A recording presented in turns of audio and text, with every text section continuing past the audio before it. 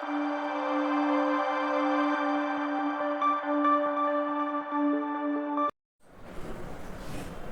ఈరోజు టాపిక్ సరళీకృత ఆర్థిక విధానాలు. ఇది మనకి తెలంగాణ మూమెంట్లో మనం 3 దశలుగా మనం తెలంగాణ మూమెంట్గా వివరించుకున్నట్లయితే మనకి సరళీకృత ఆర్థిక విధానాలు అనేవి 1919 తర్వాత ఆటోమేటిక్గా భారతదేశంలో వీటిని అమలు చేయడం జరుగుతుంది. 1991 నుంచి వీటిని అమల్లోకి వస్తే దీనికి పునాది పడింది మాత్రం రాజీవ్ గాంధీ పరిపాలనా కాలంలో 1985 తర్వాత మనకి ఈ ప్రైవేటీకరణ లేదా ఎక్కువగా సరళీకృత ఆర్థికపరమైన విధానాలకి పునాది ఏర్పడింది మాత్రం మనకి రాజీవ్ గాంధీ అనే పరిపాలనా కాలంలోనే మనం గుర్తుపెట్టుకోవాలి. సో దాని తర్వాత మనకి అప్పుడు స్టార్ట్ అయినది ఇది మనకి 1991 నాటికి 1919 నాటికి ఒక కంప్లీట్ పూర్తి క్లారిఫికేషన్ రావడం జరుగుతుంది. ఓకే, సో దానికంటే ముందు భారతదేశంలో మరి 1990లో నూతన ఆర్థిక విధానాలు అమల్లో భాగంగా మనకి ఎల్పిజి అనే సిస్టమ్ని ప్రవేశపెట్టడం జరుగుతుంది అన్నమాట. సో దాన్ని లిబరలైజేషన్, ప్రైవేటైజేషన్, గ్లోబలైజేషన్ అంటాం. సో ఈ వ్యవస్థ, ఈ నూతన ఆర్థిక విధానాలు అమలు తర్వాత భారతదేశం దీనికంటే ముందు ఉన్న భారతదేశం అని గమనించినట్లయితే అసలు ఆనాడు 1984 రాజీవ్ గాంధీ మరి ఎప్పుడైతే ఇందిరాగాంధీ చనిపోవడం, ఓకే, తర్వాత ఇందిరాగాంధీ తర్వాత అధికారంలోకి వచ్చిన మరి ఆనాటి ప్రధానిగా ఉన్న రాజీవ్ గాంధీ తర్వాత మరి పరిపాలనలోకి వచ్చిన పివి నరసింహారావు. సో వీళ్ళు ముగ్గురు ప్రధానులుగా ఉన్నప్పుడు మనకి ముఖ్యంగా పివి నరసింహారావు పరిపాలనా కాలంలోని ఈ ఎల్పిజి సిస్టమ్ అనేది పూర్తిగా అమల్లోకి రావడం జరుగుతుంది అన్నమాట. అంటే ఒక పక్క అంటే భారతదేశంలో ఎల్పిజి విధానాలు అమలుకి గల కారణాలుగా మనం చూసుకునే ముందు ఆనాటి సామాజిక, ఆర్థిక, రాజకీయ పరిస్థితులు అనేవి ఏ విధంగా మరి వీటికి తోడ్పాటును అందించినాయి, ఈ ఎల్పిజి సిస్టాన్ని ప్రవేశపెట్టడకు గల ఉత్ప్రేరకాలుగా ఏ విధంగా పనిచేసినా చూసినట్టు మనకి మెయిన్గా ఆర్థికపరమైన, రాజకీయపరమైన అంశాలు అనేవి మరి ఆనాడు ఈ నూతన ఆర్థిక విధానాలు అమల్లోకి రావడానికి గల ముఖ్యంగా ఉత్ప్రేరకాలుగా పనిచేసినవి ఏంటంటే ఆర్థికపరమైన, రాజకీయపరమైన అంశాలు. ఓకే, సో ఇటు ఒక రాజకీయ పరంగా చూసినట్టయితే మరి రాజకీయ పరంగా మనం చూసుకున్నట్లయితే ఆనాడు ప్రధానిగా ఉన్న పివి నరసింహారావు, మరి ఆనాడు ఆర్థిక మంత్రిగా ఉన్న డాక్టర్ మన్మోహన్ సింగ్. సో వీళ్ళిద్దరి యొక్క మనకి సింగ్ అండ్ మన్మోహన్ సింగ్ అండ్ రావ్ సింగ్ల యొక్క ఒప్పందం అంటాం. ఓకే, వీళ్ళిద్దరిని భారతదేశంలో నూతన ఆర్థిక విధానాలు పితామహులుగా మనము పిలుచుకోవడం జరుగుతుంది అన్నమాట. ఓకే, సో వీళ్ళిద్దరి యొక్క కలయికతోటి ఈ ఆర్థిక విధానాలను కంప్లీట్గా భారతదేశంలో ఇంప్లిమెంట్ చేయడం జరిగింది. రైట్, సో ఆనాడు ఎందుకు మరి ఇవి రాజకీయపరమైన కారణాలు ఉండడం వల్ల, సో తర్వాత మనకి ఆర్థిక పరంగా కానీ గమనించినట్లయితే మనకి ఆనాడు 1990లో ఉన్న ప్రపంచంలో గల్ఫ్ సంక్షోభం ఏర్పడుతుంది. సో ఈ గల్ఫ్ సంక్షోభం ఏర్పడడం వల్ల మనము భారతదేశము ఆటోమేటిక్గా ఎక్కువగా ఈ ఇంధన అవసరాల కోసం మనము మరి ఈ గల్ఫ్ కంట్రీస్ పైన ఎక్కువగా ఆధారపడడం జరుగుతుంది. ఓకే, సో ఈ ఇంధనం పెట్రోల్ ఉత్పత్తులు ఏవైతే ఉన్నాయో ఈ పెట్రోల్ ఉత్పత్తులు అనేవి భారతదేశానికి చాలా అవసరం కాబట్టి మనం దిగుమతులపై ఆధారపడి ఉండడం వల్ల మరి ఈ పెట్రోల్ ఉత్పత్తికి అయ్యే ధరలు అనేవి ఎక్కువగా ధరలు పెరగడం వల్ల ఆటోమేటిక్గా వీటికి దిగుమతి అయ్యే ఖర్చు అనేది విదేశీ మారక ద్రవ్యం అనేది ఎక్కువగా ఖర్చు అవ్వడం. సో దాని మూలంగా మనం ఎక్కువగా దేశ అవసరాల కోసం ఇంధనాన్ని, పెట్రోల్ ఉత్పత్తులను ఎక్కువగా మనం దిగుమతి చేసుకోవడం వల్ల ఆటోమేటిక్గా మరి ఆ పెట్రోల్ యొక్క ఉత్పత్తులకు అయ్యే ధరలని పెరగడం వల్ల మనము ఈ విదేశీ మారక నిల్వలు ఏమంటే ఆ పెట్రోల్ దిగుమతుల కోసం ఎక్కువగా ఖర్చు చేయడం జరుగుతుంది. సో ఈ ఖర్చు చేయడం వల్ల ఆటోమేటిక్గా ఆ నాటికి 1991 నాటికి ఆటోమేటిక్గా మరి భారతదేశంలో విదేశీ మారక నిల్వలు కనీసం $1.2 బిలియన్ పడిపోవడం జరుగుతుంది. అంటే దాని అర్థం కనీసం ఒక వారానికి సరిపడబోయే నిల్వలు మాత్రమే, విదేశీ మారక నిల్వలు మాత్రమే మన దేశంలో ఉండడం.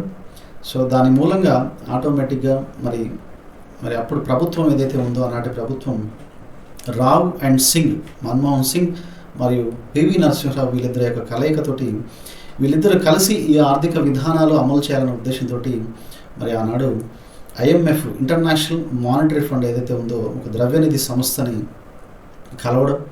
సో ఈ ద్రవ్యనిధి సంస్థ ఏం చేసిందంటే ఈ LPG విధానాలని అమలు చేయాలని చెప్పేసి సూచించడం జరిగింది. సో దానిలో భాగంగానే భారతదేశంలో మరి మనకి LPG విధానాలు లిబరలైజేషన్ సరళీకరణ అంటాం, ప్రైవేటీకరణ అని, గ్లోబలైజేషన్ ప్రపంచీకరణ అనే విధానాలని భారతదేశంలో అమలు చేయడం జరిగింది అనే అంశం మనం గుర్తుపెట్టుకోవాలి. ఓకే, సో దీని బ్యాక్గ్రౌండ్ ఇదనమాట, ఇది జరిగిన అంశం అనమాట. సో దీని తర్వాత మరి ఈ ఆర్థిక విధానాల యొక్క అమలు ఏదైతే ఉందో ఈ విధానాలు అనేవి భారతదేశంలోని వివిధ రాష్ట్రాలు అమలు చేయడం.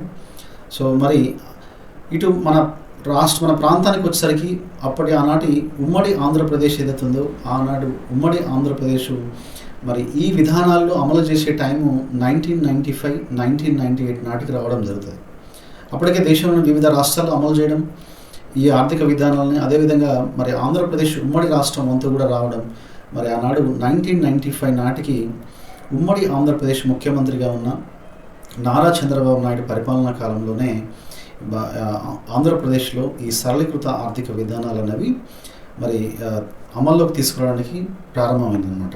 ఓకే, సో దాంట్లో భాగంగానే మరి ఆంధ్రప్రదేశ్లో ఉమ్మడి ఆంధ్రప్రదేశ్లో 1998 నాటికి ఈ ఆర్థిక విధానాలు అనేవి అమలు చేయడం కోసం మరి ప్రయత్నాలు ప్రారంభమైనవి. దాంట్లో భాగంగానే మరి ఆనాడు ప్రవేశపెట్టిన ఈ ఆంధ్రప్రదేశ్ పునర్వ్యవస్థీకరణ అనే ఒక చట్టాన్ని తీసుకురావడం జరిగింది. పునర్వ్యవస్థీకరణ చట్టం అనేది. సో దాంట్లో భాగంగానే మనము మరి అప్పుడు ఆనాటి ప్రపంచ బ్యాంకు నుంచి దాదాపుగా మరి కొన్ని వందల కోట్లను వేల కోట్లని అప్పుగా తీసుకోవడం జరిగింది. సో ఈ రుణ పథకంలో భాగంగా మరి ఆనాడు ప్రపంచ బ్యాంక్ ఏం చేసిందంటే మరి మీరు కొన్ని సంస్కరణలు పెట్టినట్లయితే మేము ఆటోమేటిక్గా మీకు అప్పుగా ఇస్తామని చెప్పేసి ఒక ఒప్పందం కుదుర్చుకోవడం జరిగింది. సో దీనిలో భాగంగా మరి ఆనాడి రాష్ట్ర ప్రభుత్వం ఏం చేసిందంటే ఆంధ్రప్రదేశ్లో అప్పటి వరకు సాంప్రదాయపరమైన ఆర్థిక విధానాలలో ఉండి మరి సడన్గా ఈ LPG విధానాలు అమలు వల్ల అప్పటి వరకు సాంప్రదాయ ఆర్థిక విధానాలను అమలు చేసిన రాష్ట్ర ప్రభుత్వం ఒక్కసారి డైరెక్ట్గా ఈ LPG విధానాలను అమలు చేయడం వల్ల అప్పటి వరకు ఈ తెలంగాణ ప్రాంతంలో ఉమ్మడి ఆంధ్రప్రదేశ్లో తెలంగాణ ప్రాంతంలో ఈ సాంప్రదాయ ఆర్థిక విధానాలపైన ఆధారపడి ఉన్న చేతి వృత్తులపైన మరియు ఇక్కడ వ్యవసాయంపై ఆధారపడి ఉన్న ప్రజలు ఆటోమేటిక్గా ఈ ఆర్థిక విధానాలు LPG నూతన ఆర్థిక విధానాలు అమలు వల్ల ఆటోమేటిక్గా వాళ్ళు జీవన విధానంలో వచ్చిన ఎన్నో మార్పుల పరంగా ఈ ప్రైవేటీకరణ వల్ల పరిశ్రమలు నష్టాలు ఉన్న పరిశ్రమలను మూతపడటం, ఆటోమేటిక్గా మరి ఈ కార్మికులు ఎవరైతున్నారో నిరుద్యోగులుగా మారడం, ఆటోమేటిక్గా వ్యవసాయంపై ఆధారపడిన జీవన విధానంలో ఆధారపడిన ఎంతోమంది రైతులు ఈ వ్యవసాయ సంక్షోభం వల్ల వీళ్ళు అప్పులు పాలవడం, ఆత్మహత్యలకు దారితీయడం. అంతేకాకుండా మరి అప్పటి వరకు చేతి వృత్తులపైన ఆధారపడిన తెలంగాణ సమాజం ఏదైతే ఉందో వీళ్ళ ఆర్థిక సరళీకృత విధానాల వల్ల ఆటోమేటిక్గా ఈ చేతి వృత్తులపైన తయారయ్యే వస్తువులు ఏవైతే ఉన్నాయో ఈ వస్తువులకి గిరాకీ తగ్గి ఆటోమేటిక్గా మరి చైనా వస్తువులు, ఆటోమేటిక్గా రెడీమేడ్ వస్తువులు ఎక్కువగా మార్కెట్లోకి రావడం, ఈ మార్కెట్లోకి రావడం వల్ల ఆటోమేటిక్గా చేతి వృత్తులపైన ఆధారపడిన తెలంగాణ ప్రాంతంలోనే ఉన్న సమాజం ఏదైతే ఉందో ఆటోమేటిక్గా వాళ్ళు ఉపాధి కోల్పోయారు. సో ఈ విధంగా వివిధ రంగాలలోని ఇటు ఒక పక్క కార్మిక వర్గం పరిశ్రమలు మూతపడి ప్రైవేటీకరణ వల్ల నష్టాల ఊబిలో ఉన్న పరిశ్రమలను క్లోజ్ చేయడం, వాటిని ప్రైవేటీకరణకు అప్పగించడం, దానివల్ల ఉద్యోగులుగా ఉన్న వాళ్ళు నిరుద్యోగులుగా మారడం, తర్వాత అదేవిధంగా వ్యవసాయ సంక్షోభం ఏర్పడడం, వ్యవసాయానికి బడ్జెట్లు వ్యయ కేటాయింపులను తగ్గించడం వల్ల మరి ఆటోమేటిక్గా తెలంగాణలో వ్యవసాయం అనేది సంక్షోభంలోకి మారింది. సో ఈ విధంగా మరి ఆర్థిక విధానాలు అనేవి భారతదేశంలో యొక్క LPG విధానాలు వివిధ రాష్ట్రాల్లో ఇంప్లిమెంట్ చేయడం వల్ల, అదేవిధంగా ఆనాటి ఉమ్మడి ఆంధ్రప్రదేశ్లో 1995 నాటికి ఆంధ్రప్రదేశ్ ముఖ్యమంత్రిగా ఉన్న నారా చంద్రబాబు నాయుడు పరిపాలనా కాలంలో అమల్లోకి వచ్చిన LPG విధానాలలో భాగంగా తెలంగాణ ప్రాంతంలో ఆటోమేటిక్ వ్యవసాయ రంగం, చేతి వృత్తులు మరియు చేనేత కార్మికులు ఆటోమేటిక్గా మరి కార్మికులు కూడా నిరుద్యోగులుగా మారి వాళ్ళ జీవన విధానం కుంగుబాటు గురితీసి జీవన విధానం కోల్పోయి ఆటోమేటిక్గా ఈ విధంగా తెలంగాణ ప్రాంతంలో ఉన్న వివిధ రకాల రంగాల్లో ఉన్న వ్యవసాయం కానీ, ఇటు చేనేత కార్మికులు కానీ, చేతి వృత్తులు కళాకారులు కానీ, సో వారి యొక్క ఉపాధి కోల్పోయి ఆటోమేటిక్గా ఆత్మహత్యలకు దారితీసిందనే విషయాన్ని మనం గుర్తుపెట్టుకోవాలి. ఓకే, సో ఇంకొక టాపిక్ తోటి మళ్ళీ నెక్స్ట్ క్లాస్లో కలుద్దాం. Thank you all.